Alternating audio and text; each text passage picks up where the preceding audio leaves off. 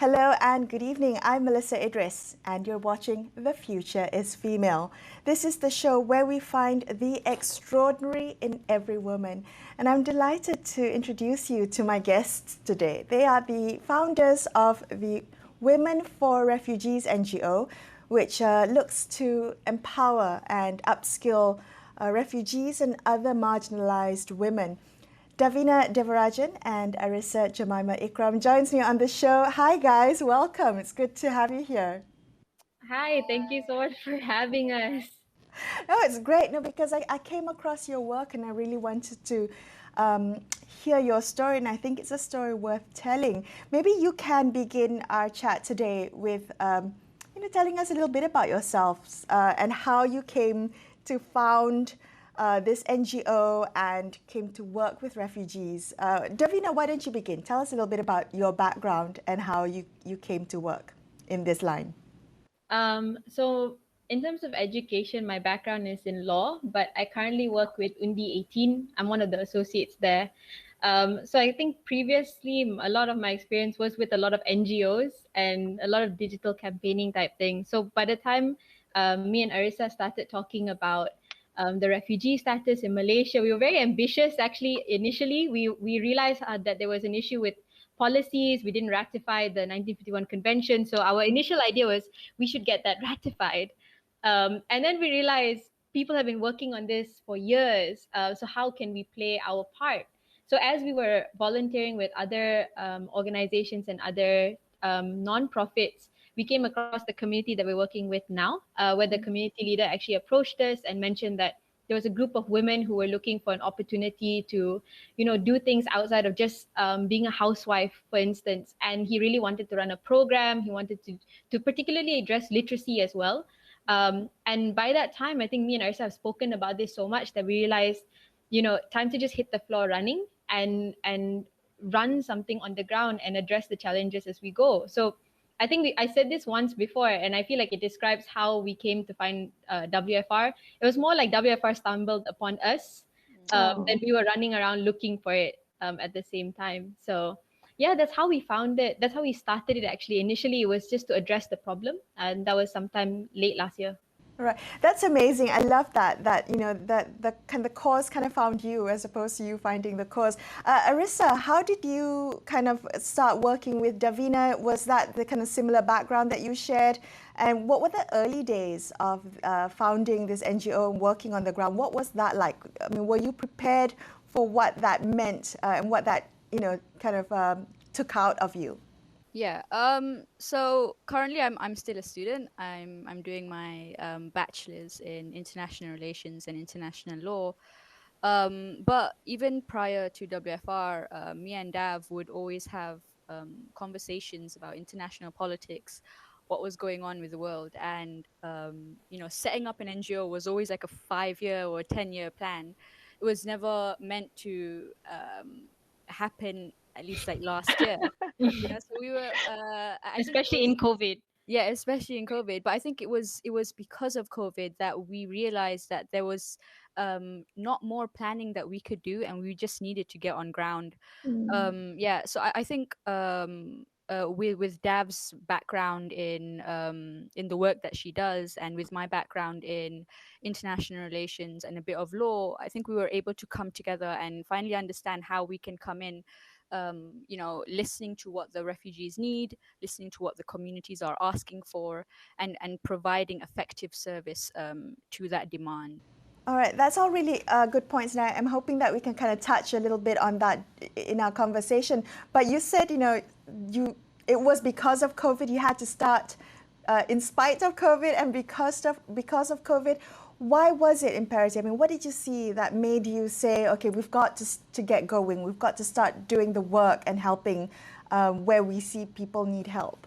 I mean, during COVID, prior to WFR, I was it was my first time working on ground with refugees, and this was with other NGOs as well.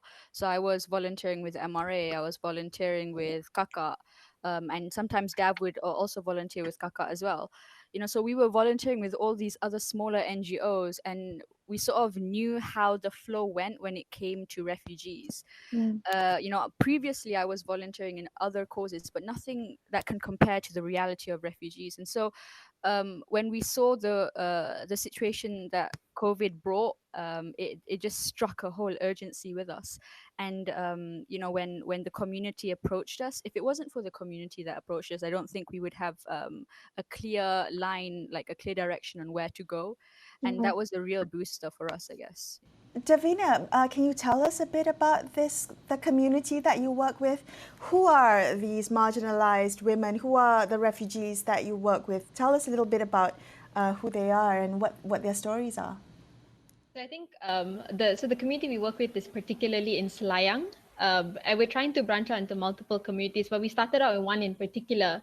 And most of the women there are Rohingyans, but we do have as well local Malaysians, B40 Malaysians from the community as well. And I think when we first started working with them, it was quite interesting kind of watching them integrate from really trusting newcomers to come into the community and run all of these programs with them, and then slowly building a relationship with them. I think coming in now, we've been able to really expand a lot with this woman just because of the trust that has been built.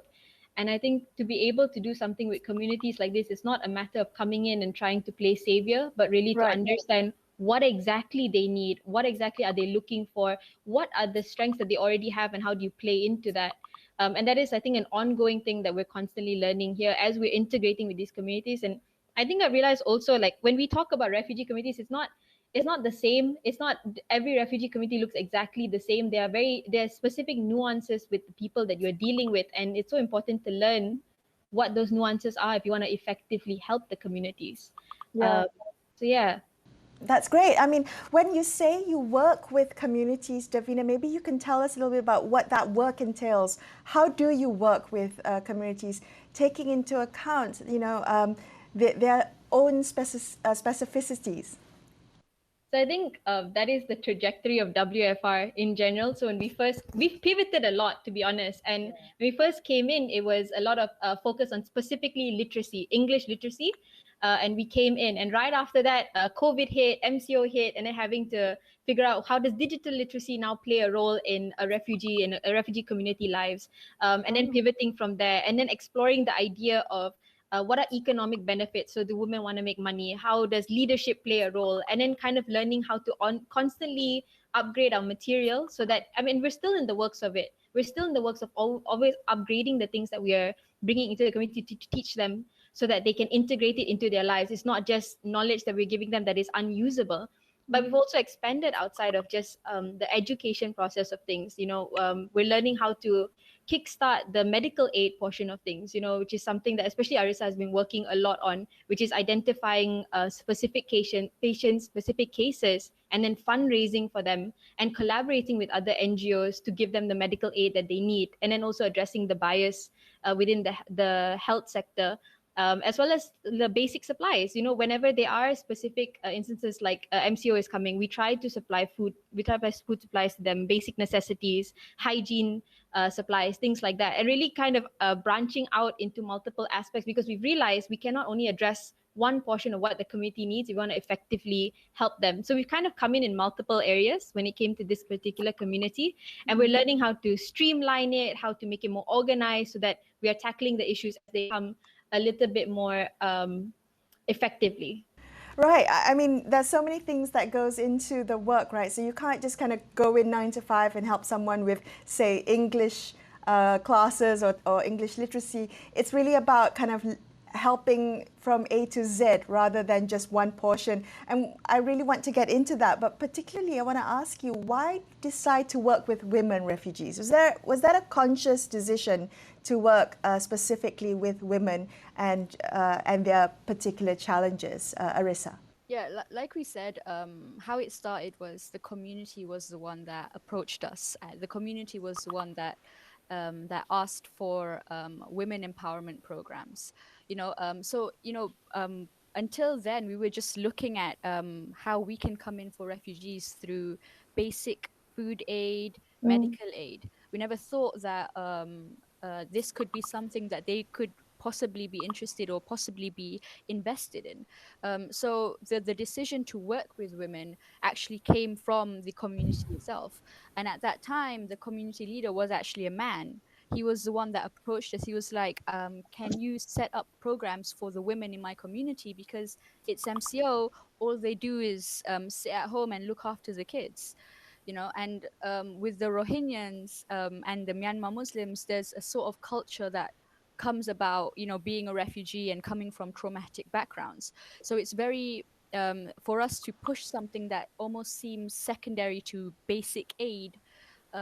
We would also have to look at other things like Davina said, medical, food aid. We'd always have to couple it with that, so that the women and the people that are the beneficiaries of our programs are able to block out some mental space for them to invest in our programs and not have to worry about things going on at home or food on the table, because we were able to look after that. All right. Guys, we're going to take a quick break on here on The Future's Female, but let's come back and talk a little bit about what you're hoping to achieve through your work, and also some of the kind of xenophobic backlash that we've seen coming, being targeted towards migrants and refugees, particularly during the time of the pandemic. So let's come back and discuss all that and what you've observed. So make sure you stay tuned to The Future is Female. We'll be right back.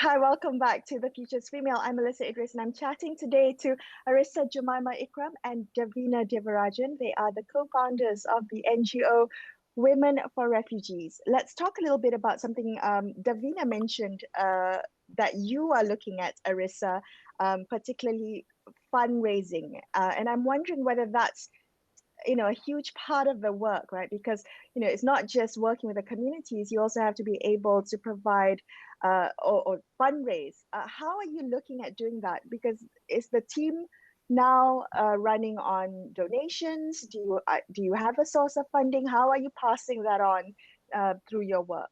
Yeah, so WFR is actually very blessed. We are an NGO that didn't really have to go through what a lot of other NGOs, especially the veteran NGOs, had to go through, especially if they're working with refugees. We have an incredible support base.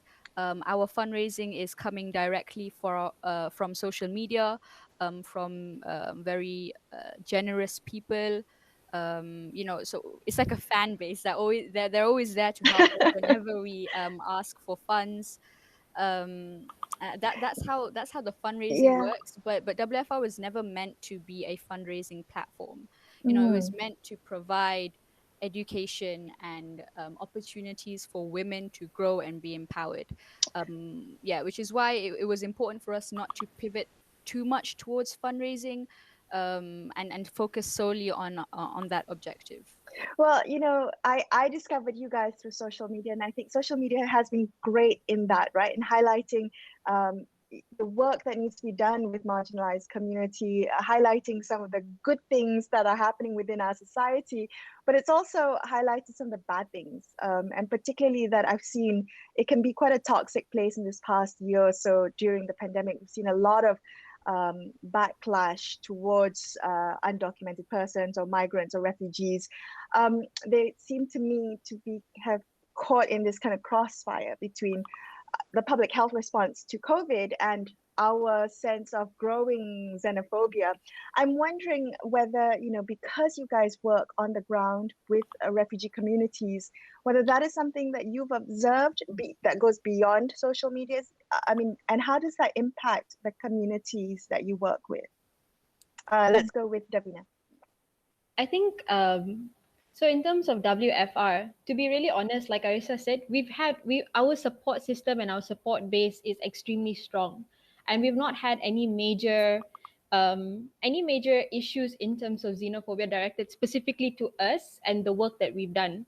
However, with that being said, it cannot be denied that there still is an existing problem in terms of hate speech and xenophobia towards refugees and other migrants in Malaysia. And I think, we've seen this particularly on social media, especially after April 2020. I feel like there were so many news coming out, false allegations about Rohingyans in particular, and them demanding rights or getting special privileges and all of these things at the healthcare of local Malaysians, which creates this false narrative and can be very worrying to locals, especially in times of COVID when there's so much instability. And I think on top of that, even just it doesn't help having statements by our leaders, whether political or even social, that really normalizes and perpetuates stereotypes like illegal immigrants and referring this towards like migrant workers without permits, which is often not the fault of their own, or refugees or asylum seekers, and kind of referring to them as disease carriers, in the place of and putting ordinary Malaysians at risk. And all of these things keep perpetuating and giving legitimacy to baseless stereotypes. And that's deeply concerning. But at the same time, I think that the government has made several statements saying that there is an issue in terms of the hate speech and xenophobia, but not much being done. I think a lot of the work that I see to combat these sort of things come from NGOs, come from smaller organizations, on the ground organizations, which is great, but it is to some extent I see it the most around Klang Valley, and there needs to be initiative to combat that in other states, in rural communities, which can only be done on a federal level if wanted to be effective. Combating xenophobia is not like a three-step phase that fixes everything. You need to deep dive into education, into community initiatives, into all of these things. So I think it's a very big, complex thing. Right. And although I see a lot of support in terms of WFR and I'm super happy, I do think there's so much of work that still needs to be done to really combat the issue. Right. Arissa, do you have anything to add to that? Yeah, so like Dav said, WFR is extremely fortunate. I think personally, I've had a very fair share of hot debates and conversations. I think one of the worst interactions I've had was when I showed support for the Assam minorities during India's CAB bill, I think in 2019. And a bunch of trolls came at me. Wow. So xenophobia, I think refugees, the topic of refugees everywhere is always very sensitive, and at the core of how I started my career with refugees is because of discrimination. I started with bringing refugees to hospitals. That was my first introduction to working with refugees. I saw firsthand medical discrimination. I had to fight with nurses, demanding them that they respect my patients. So all of these things and all of these other, things outside of driving xenophobia is obviously always politicized. Could you elaborate on that? Because I think Davina also alluded to that earlier, right? The biases in healthcare. Can you talk to us about that? I mean, how bad is the situation? What kind of biases do you see when you work with refugee communities and you I guess help them get access to healthcare, particularly during this time? I can't imagine how horrible it must be to be afraid to go to get healthcare support and help, particularly at a time where healthcare it should be a basic right, but during this time of pandemic where you would want access to healthcare, you would want to have that option. Arissa, tell me more about the discrimination that you've observed. I mean, just on the topic of discrimination, I think I've seen enough in the medical field, and I'm not blaming doctors or hospitals. I think they're one of the most helpful and needed industries.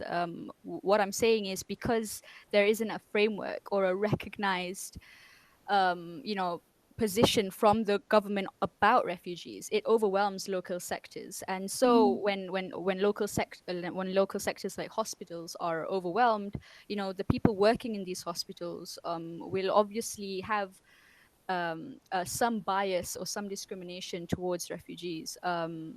I don't think I can say much more on that, right? Yeah. Can you guys talk to me a little bit about building trust? Because I think that's really important, right? The foundation of the work that you do with these communities is built on trust. And I'm asking because I'm wondering whether there is a trust deficit between refugee communities, marginalized communities, with authorities like hospitals, like healthcare authorities, like police and the army, simply because of the way that, you know, historically they've been treated before.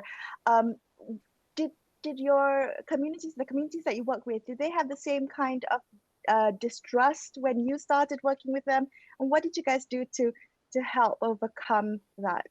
Davina. Yeah, either one of you guys. Maybe You can go here. Arissa can go Yeah, first. okay, Arissa, you start us. And no, because with medical, I see a lot, especially on discrimination. I think with refugees, when they want to get access to any medical services, it's not rather a distrust with the system. You know, there have been cases where they get arrested in hospitals. You know, so even it's a fear. It's a fear of going to the hospital, getting treatment, getting discriminated, being called out for as a dirty immigrant, all of these things, you know, and all of these things contribute to them being discouraged to go seek treatment at a very early stage. So Mm, when refugees, and a lot of them, go to hospitals, most of the times they are like knee deep in their illness, like stage 4, you know, right. and just because of that, you know, that overwhelms hospitals, that overwhelms doctors, that overwhelms resources made to distribute evenly, you know, especially if it's an illness that is easily preventable. So I don't think it's more on trust specifically for the hospitals, but definitely in WFR's case, I think understanding that Rohingyans and Myanmar Muslims, they're coming from a culture. Their culture is very family oriented, especially the Myanmar Muslims. So we had to take a very personal one-on-one approach with them, talk to each person. Whether or not there was a language barrier, we'd always make sure that there was someone there to relate what we needed to say. At most, it was always a community leader. Yeah, so trust is very important in WFR's work. It's the only reason why we're able to go as long as we have. You know, there Mm, was even a period of time where certain members of the community that we worked with didn't exactly like us coming in, you know, because we were outsiders, you know, and we could bring other issues, especially around COVID. But you know, when we shared programs, and when we provided opportunities and proved that we were there for their benefit, that's when they started to open up. That's when they started to, you know, really invest in their own health or education or whatever it was we were providing. right. Davina, do you want to add to that? I mean, how did you learn the importance of trust in working with the communities you do?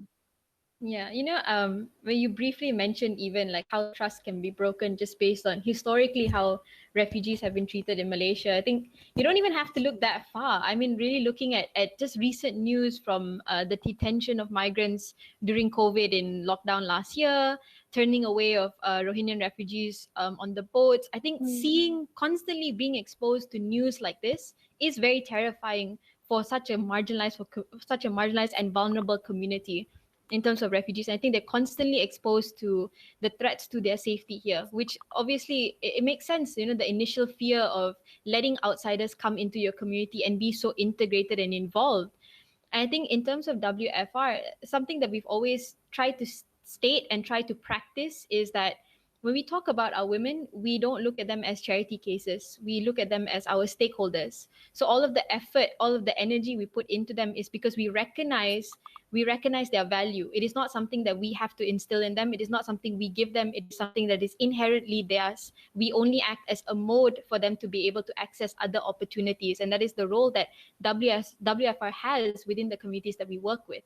So like Arissa says, it is not we come in and run the initiatives and run the activities that we think you're going to need, and that's going to solve all of your problems. It is a very personal one-on-one effort, one-on-one activity basis, everything. So you come in and it's week after week of sitting with them and then identifying where they're struggling, what other elements is perpetuating the challenges that they have in education, for example, hence the expansion of medical aid and other aid that they have gotten.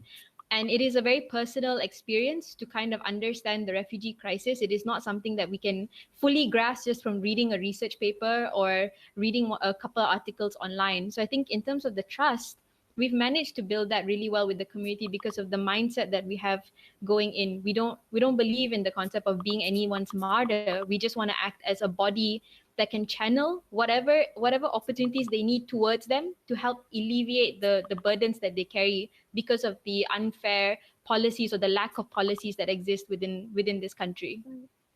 Davina, Arissa, thank you so much for sharing the story of your work, and I can feel your passion and your sensitivity and your thoughtfulness, the thought that you put into your work. It's really touched me. Thank you so much for sharing the story, and good luck with everything that you guys are doing. Keep up the good work. Thanks for this chat today. Thank you. That's all we have for you on this episode of The Future is Female. I will be back with you same time next week for another episode. Till then, good night. Thank you so much for watching, folks.